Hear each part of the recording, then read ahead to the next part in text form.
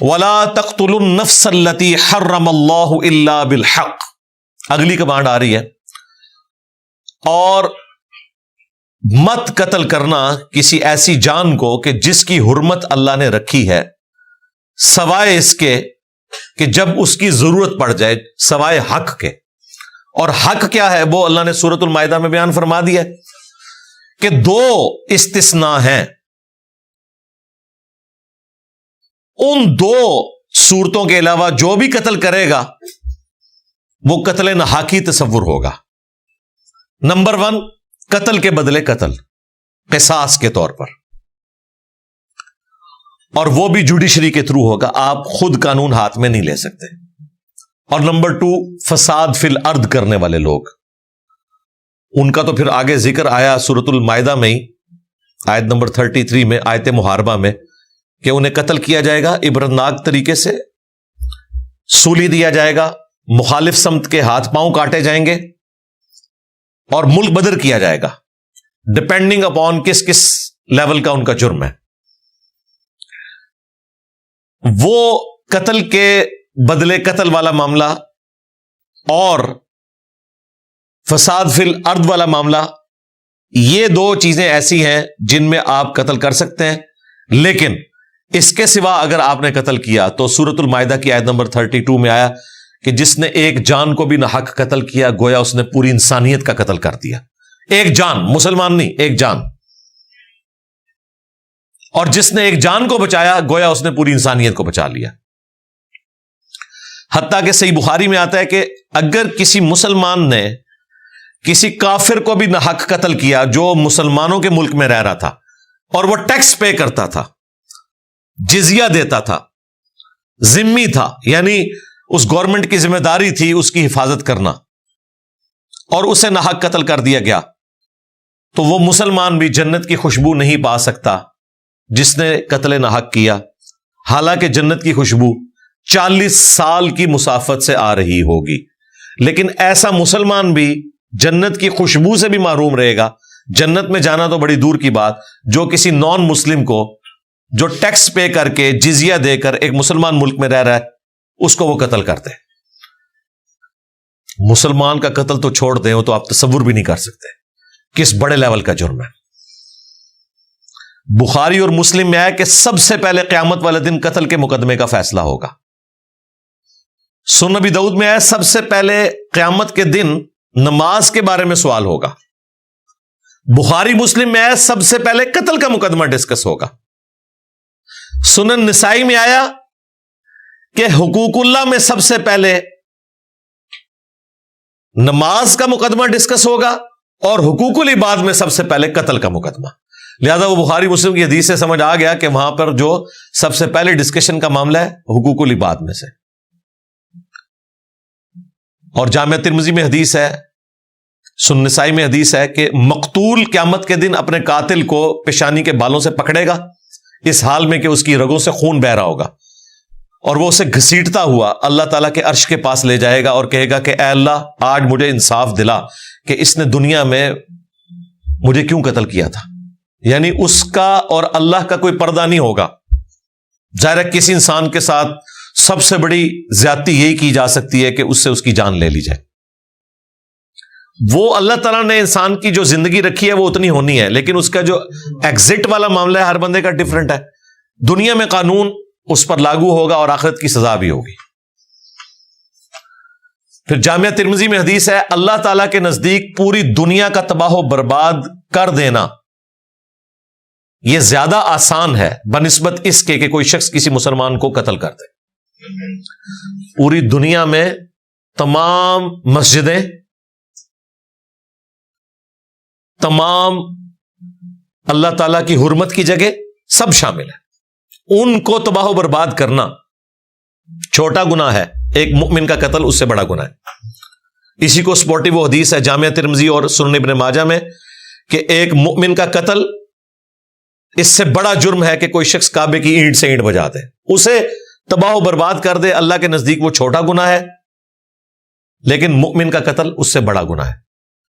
جامعہ ترمذی میں ایک حدیث ہے اور اسے سپورٹیو صحیح بخاری میں حضرت عمر کا قول بھی ہے کہ اگر زمین و آسمان کی ساری مخلوقات مل کر صرف ایک مومن کو قتل کر دیں، اللہ تعالیٰ پوری کائنات کو جہنم میں پھینک دے گا صرف ایک مومن کے قتل ناحق کے بدلے میں.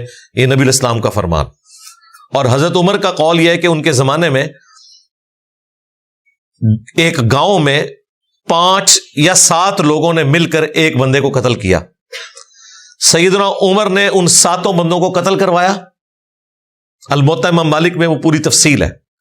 پھر حضرت عمر نے کہا یہ پورا گاؤں بھی اگر اس مسلمان کے قتل میں شامل ہوتا، اور وہ قتل کرنے والے بھی مسلمان تھے، میں پورے گاؤں کو قتل کروا دیتا. یہ ڈیٹرس اس لیے ہے تاکہ اس ایشو کو ایڈریس کیا جائے. اگر قاتل کو پتا ہو کہ میں قتل کر کے عمر قید بھی 5 سال میں پوری کر کے باہر آ جاؤں گا اگلا بندہ بھڑکانے کے لیے، جس طرح ہمارے ملک میں ہوتا ہے، تو قتل کرنے پہ لوگ شیر ہی ہوں گے نا. اور اگر قاتل کو پتا ہے کہ میں نے بچنا نہیں ہے، کوئی شخص سوچے گا بھی نہیں کسی کو ناحق قتل کرنے کا. یہاں پہ تو انسانی جان کی حرمت اتنی سستی ہو چکی ہے کہ لوگ لسانی بنیادوں پر، پولیٹیکل اختلاف کے اوپر، چھوٹے سے جھگڑے کے اوپر، بجلی کے بلوں کے اوپر بھائی بھائی کو قتل کر رہے ہیں. اب یہ کوئی چیز ہے جس کے اوپر کسی کی جان لے لی جائے؟ اللہ تعالیٰ کے نزدیک اتنا بڑا جرم کہ سنن ابی داؤد میں حدیث ہے کہ 2 گناہ ایسے ہیں جو اللہ نے قیامت والے دن بھی معاف نہیں کرنے. نمبر 1 شرک، نمبر 2 قتل ناحق. شرک کا تو قرآن میں ذکر ہے، ان اللہ لا یغفر ان یشرک بہ ویغفر ما دون ذلک لمن یشاء. اللہ شرک کو کبھی معاف نہیں کرے گا، اس کے سوا جتنے گناہ ہیں جس کے لیے چاہے گا نہ معاف کر دے گا، جس کے لیے نہیں چاہے گا نہیں معاف کرے گا. اس میں بھی اشارہ موجود ہے کہ کوئی ایسا گناہ بھی ہو سکتا ہے شرک کے سوا جس کے اوپر گرفت ہو، اور وہ ہے قتل ناحق.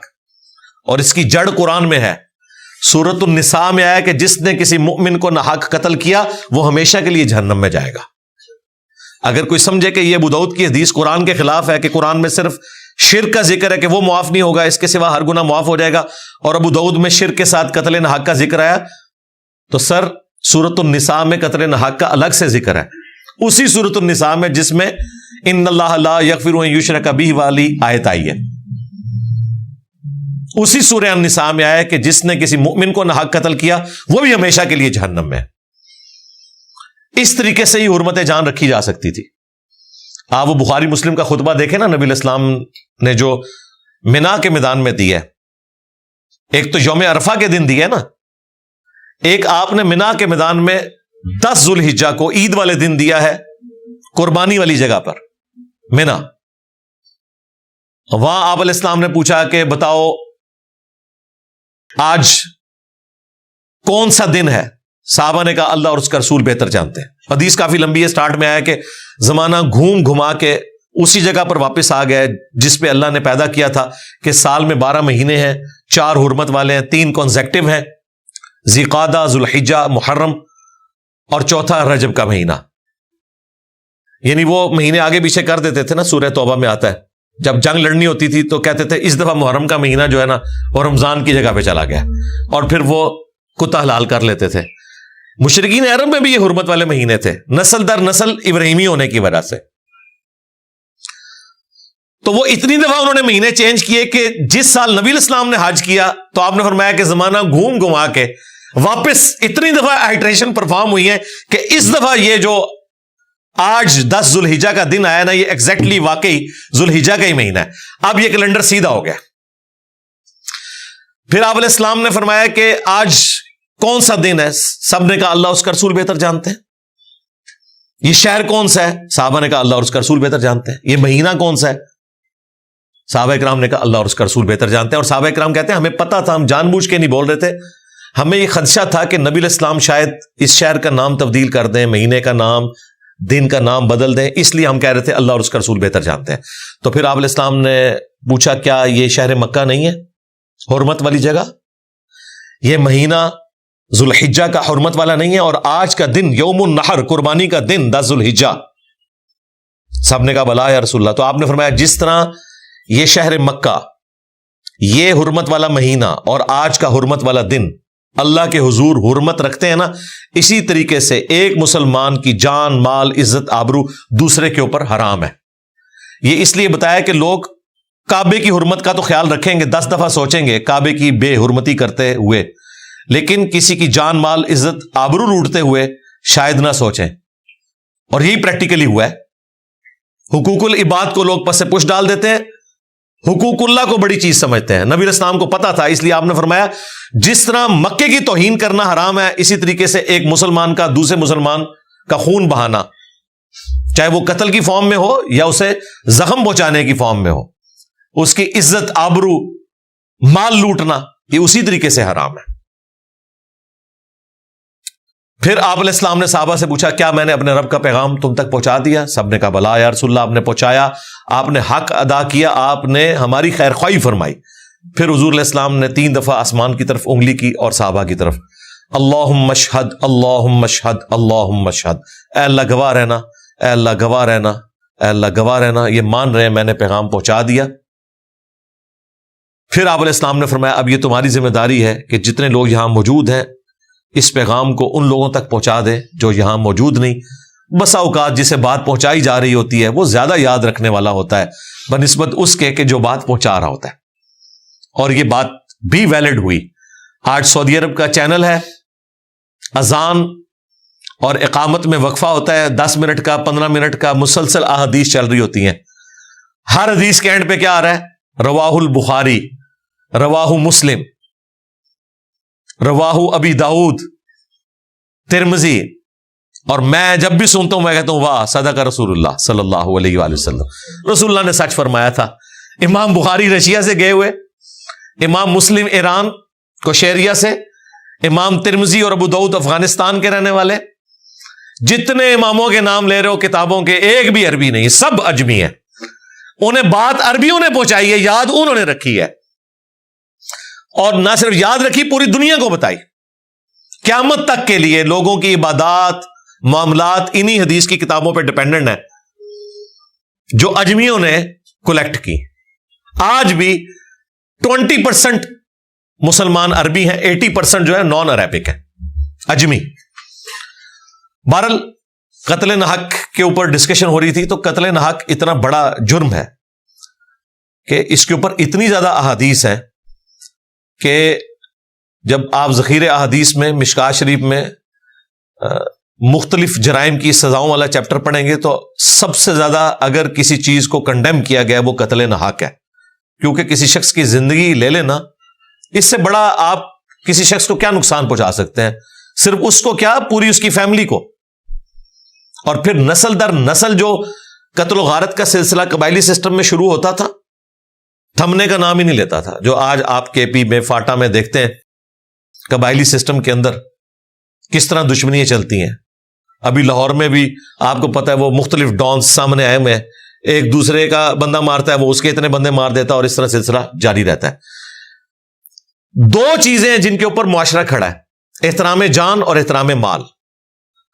جو نبی اسلام نے بخاری مسلم میں جو حدیث میں نے بیان کی، تمہاری جان مال عزت آبرو. احترام جان احترام مال. احترام جان میں زندگی بھی آتی ہے، عزت بھی آتی ہے. اور دوسری چیز احترام مال. مال میں مال بھی آتا ہے، مکان بھی آتا ہے، جائیداد بھی آتی ہے، جو فائنینشل کسی کے ایسٹس ہیں ان کو نقصان پہنچانا.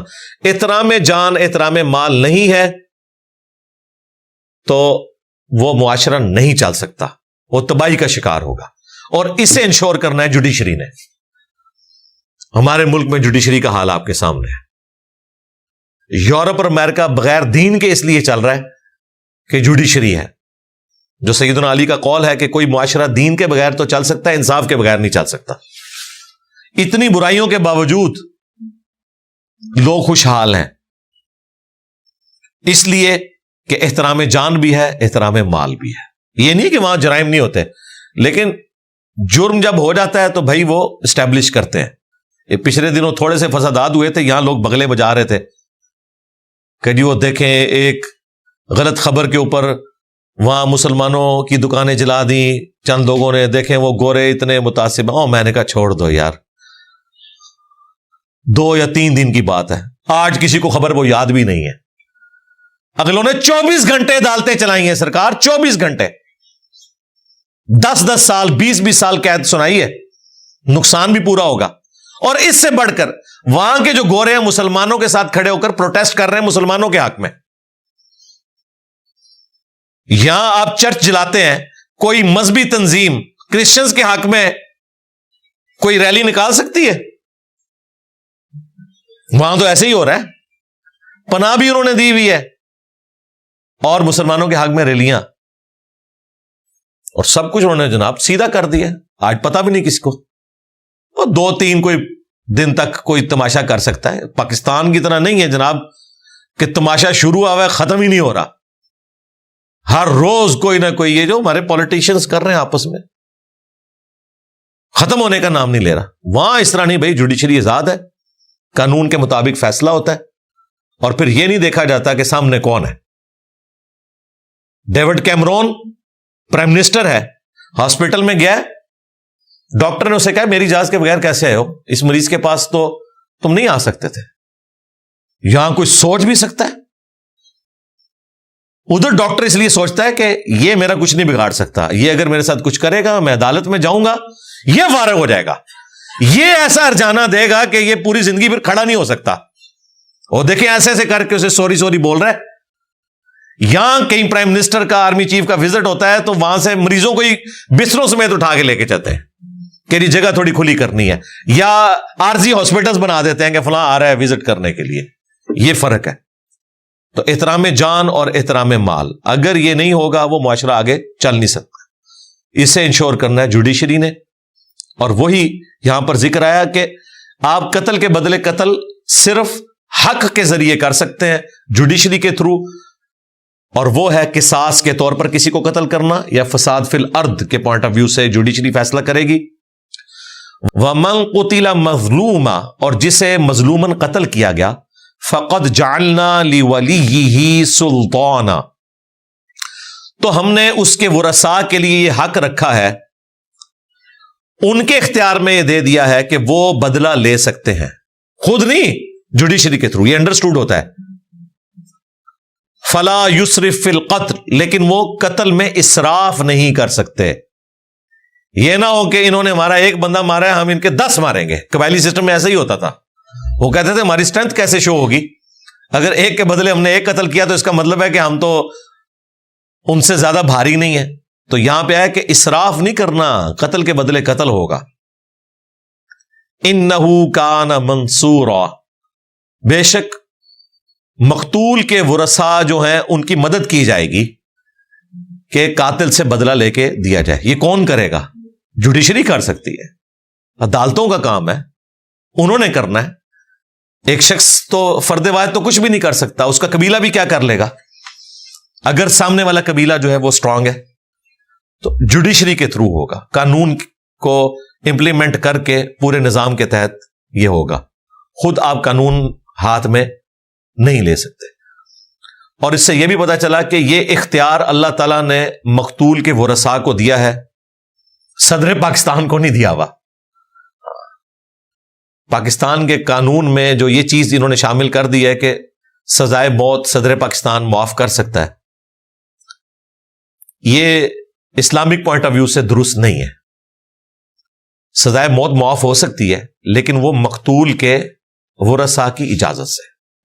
ہاں, فساد فی الارض والا معاملہ ہے, کوئی اس طرح کا ہے, اور وہاں پر اگر کنسنسس سے گورنمنٹ ڈیسائیڈ کرتی ہے کہ ٹھیک ہے ان کی سزا کو ہم عمر قید میں بدل دیتے ہیں یا کوئی اور چیز, اس میں تو اللہ تعالیٰ نے اختیار دیا ہوا ہے نا. سلیب بھی دے سکتے ہیں, شہر بدر بھی کر سکتے ہیں, مخالف سمت کے ہاتھ پاؤں بھی کاٹ سکتے ہیں, سولی بھی دے سکتے ہیں. اس میں کافی سارے آپشن موجود ہیں, قتل کے بدلے قتل بھی کر سکتے ہیں. تو وہاں پر اختیار موجود ہے اگر کوئی بڑا یہ ڈیسیژن کرتا ہے. لیکن جہاں پہ حقوق العباد کا معاملہ آئے گا, اس میں جب آپ کسی کو حق دلوا رہے ہیں تو جس کا حق آپ دلوا رہے ہیں ورثاء کا کام ہے وہ ڈیسائیڈ کریں گے کہ ہم نے معاف کرنا ہے یا نہیں معاف کرنا. صدر پاکستان معاف نہیں کر سکتا. لہذا اگر اسے تھوڑا اپ ڈیٹ کیا جائے اور اس کو اس فارم میں رکھا جائے وہ بہتر ہے. اس کے فائدے بھی بہت ہیں.